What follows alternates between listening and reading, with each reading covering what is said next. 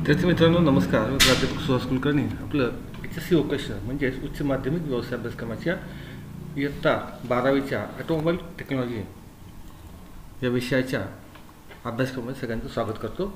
आपण paper first automotive vehicle technology या विषयाच्या प्रकरण क्रमांक 7चा आपण सध्या अभ्यास करतोय. प्रकरण क्रमांक 7 आहे ब्रेक. त्याच्यामध्ये पहिल्या 2 व्हिडिओमध्ये आपण ब्रेकच्या विविध भागांविषयी तसंच ब्रेकच्या विविध प्रकारांविषयी देखील माहिती घेतली. आज आपण या ठिकाणी माहिती जर घेणार आहेत त्याच्यामध्ये सगळ्यात पहिल्यांदा आपण जी माहिती घेणार आहे ती म्हणजे ब्रेक लाईनिंगची.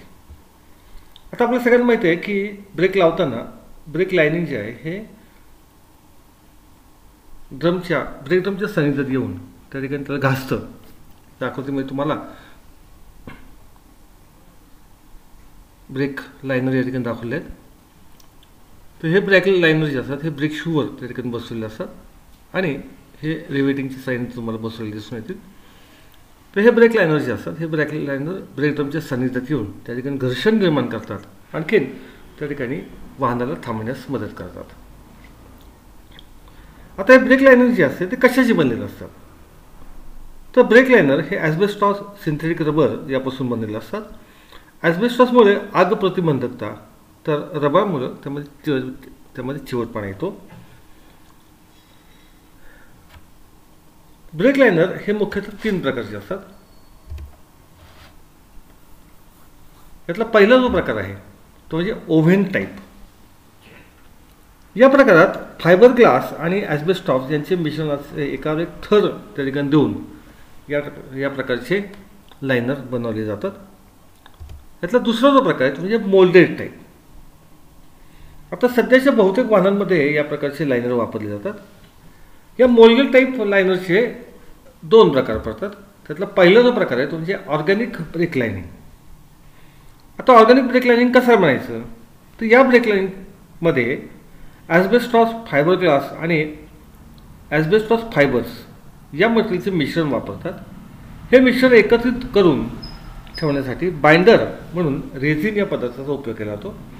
या सर्व मिश्रणाला गरम करून साचा तयार केल्याप्रमाणे ते शू लाईन तयार करतात.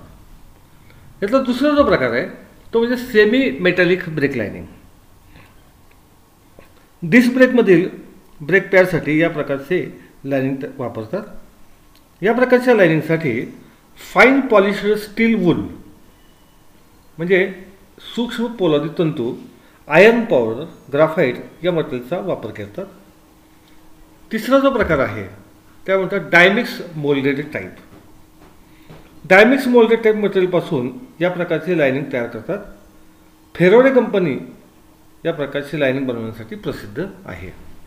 तर अशा प्रकारे जे ब्रेक लायनर जे बनवले जातात ते कुठल्या प्रकारचे आहेत आणि त्याचा कुठलं मटेरियल त्यामध्ये वापरलं जातं हे आपण आता बघितलं. यानंतर आपण जे पुढचा जो प्रकार बघणार आहे त्याला आपण म्हणतो कॉम्बिनेशन व्हॉल्व किंवा याला मराठीमध्ये आपण संयुक्त झडप असं म्हणतो. तर बऱ्याचशा वाहनांमध्ये पुढल्या चाकांना डिस्क ब्रेक तर मागच्या चाकांमध्ये त्या ठिकाणी ड्रम ब्रेक वापरले असतात. अशा बहुतेक कारमध्ये कॉम्बिनेशन व्हॉल्व आढळून येतो. या व्हॉल्वमध्ये 3 प्रकारचे व्हॉल्व एकत्रित करून त्या ठिकाणी वापरलेले असतात. यातला पहिला जो प्रकार आहे त्याला आपण मीटरिंग व्हॉल्व असं म्हणतो. तर या ठिकाणी तुम्हाला हा मीटरिंग व्हॉल्व दाखवलेला आहे. यालाच आपण कॉम्बिनेशन व्हॉल्व असं म्हणतो. याच्यामध्ये मीटरिंग व्हॉल्व, त्यानंतर प्रेशर डिफरन्शियल स्विच, आणखीन प्रपोर्शनेटिंग व्हॉल्व असं या तिघाचं मिळून एकत्रीकरण या व्हॉल्वमध्ये केलेलं असतं. म्हणून याला आपण कॉम्बिनेशन व्हॉल्व असं म्हणतो. आता यातला पहिला मीटरिंग व्हॉल्व जो आहे या मीटरिंग व्हॉल्वमध्ये ड्रम ब्रेकमध्ये जेव्हा ब्रेक सोडतो त्यावेळेला रिटर्न स्प्रिंग करून ब्रेक शू परत मागे आणले जातात. परंतु डिस्क ब्रेकमध्ये रिटर्न स्प्रिंग नसतात. त्यामुळे जर वाहनाचे समोरील डिस्क ब्रेक व मागील ड्रम ब्रेक लावले तर समोरील ब्रेक मागील ड्रम ब्रेकच्या खूप आधी लागण्यास सुरुवात होते.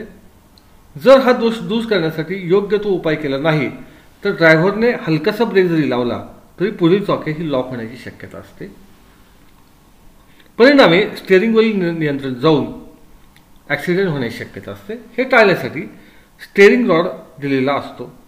जोपर्यंत रिटर्न स्प्रिंग बल घालवण्यापुरता पुरेसा दाब मागील ब्रेक लाईनमध्ये तयार होईल तोपर्यंत मिटरिंग व्हॉल्व हा समोरील ब्रेक ड्रमला डिस्क ब्रेकला प्रेशर लावण्यास उशीर करतो.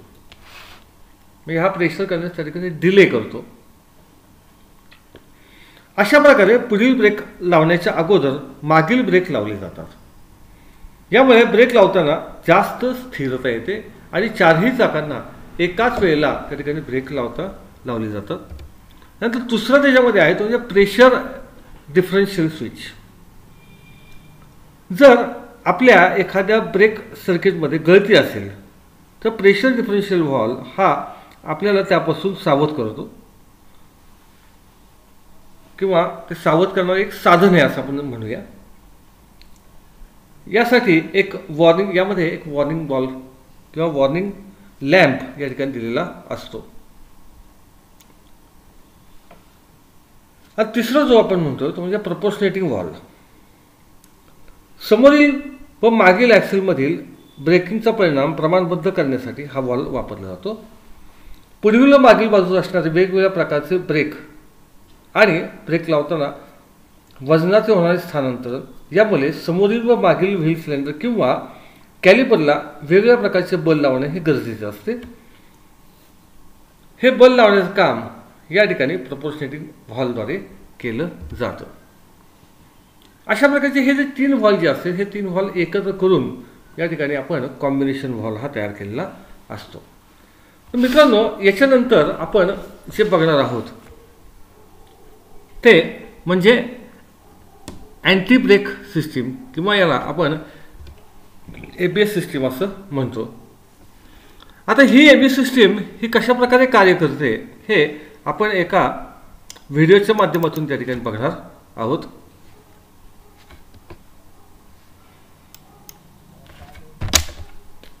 ऑटोमोटिव्स में और आज इस वीडियो में हम बात करेंगे कि ABS क्या है और वो कैसे काम करती है.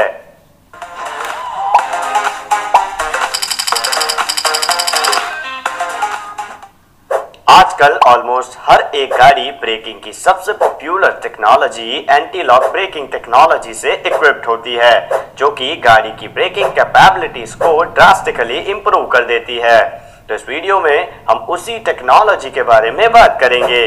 तो आज इस वीडियो में हम देखेंगे कि ABS का मीनिंग क्या होता है, ABS को व्हीकल में क्यों लगाया जाता है, ABS का कंस्ट्रक्शन किस तरह का होता है और एंटी लॉक ब्रेकिंग सिस्टम काम कैसे करती है.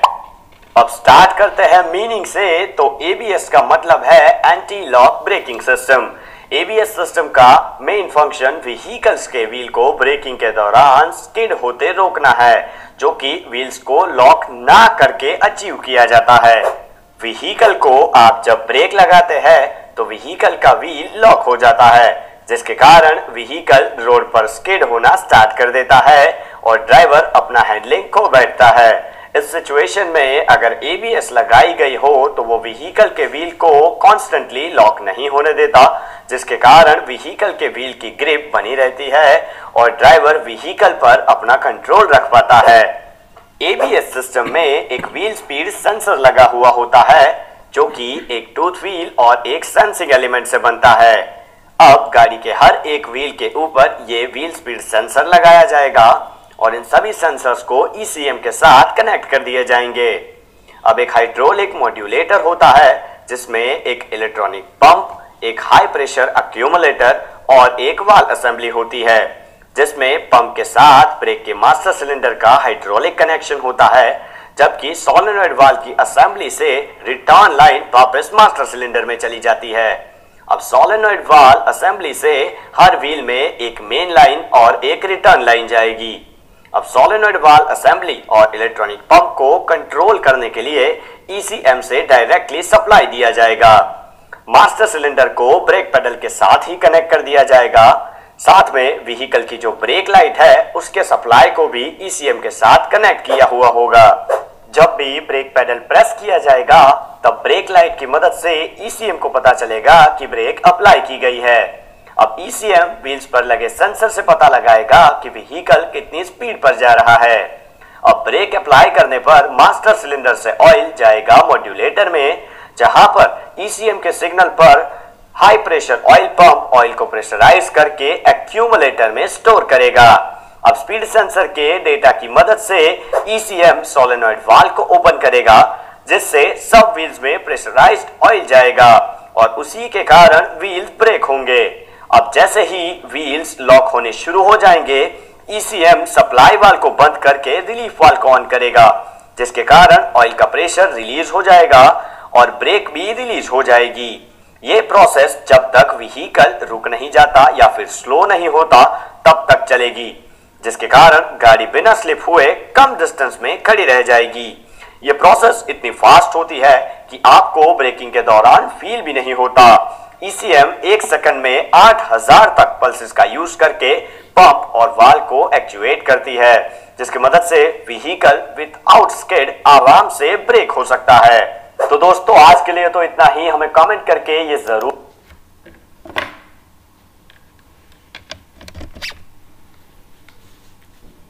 तर मित्रांनो, आपण अँटी ब्रेक सिस्टीम जी आहे म्हणजे ABS ही कशा प्रकारे काम करते हे आत्ता व्हिडिओच्या माध्यमातून बघितलं। आता ह्या अँटी लॉक ब्रेकिंग सिस्टीमचे जे प्रकार आहेत हे प्रकार आता या ठिकाणी आपण पुढे बघणार आहोत।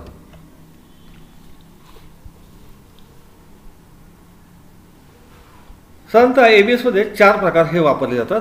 यातला पहिला जो प्रकार आहे त्याला आपण 4 चॅनल 4 सेन्सर ABS असं म्हणतो।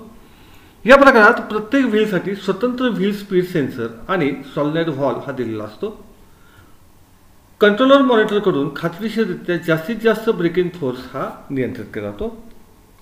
त्यानंतर दुसरा जो प्रकार आहे तो म्हणजे 3 चॅनल 3 सेन्सर ABS। हा प्रकार पिकअप ट्रकसाठी वापरला जातो। या पद्धतीत पुढील 2 व्हीलसाठी स्वतंत्र 2 व्हील स्पीड सेन्सर आणि व्हॉल्व दिलेले असतात आणि मागील 2 व्हीलसाठी 1 व्हील स्पीड सेन्सर व 1 व्हॉल्व दिलेला असतो। मागील व्हीलसाठी दिलेला सेन्सर हा मागील ॲक्सेलवर बसवलेला असतो। ही सिस्टीम पुढील 2 व्हीलना स्वतंत्र नियंत्रित करत असल्यामुळे जास्तीत जास्त ब्रेकिंग फोर्स मिळतो। तिसरा जो प्रकार आहे त्याला आपण 2 चॅनल 2 सेन्सर ABS असं म्हणतो। या प्रकारात मागील ॲक्सेलवर 2 व्हील सेन्सर तसेच कर्णरेषेत प्रत्येक व्हीलला ब्रेकिंग फोर्स हा विभागला जातो।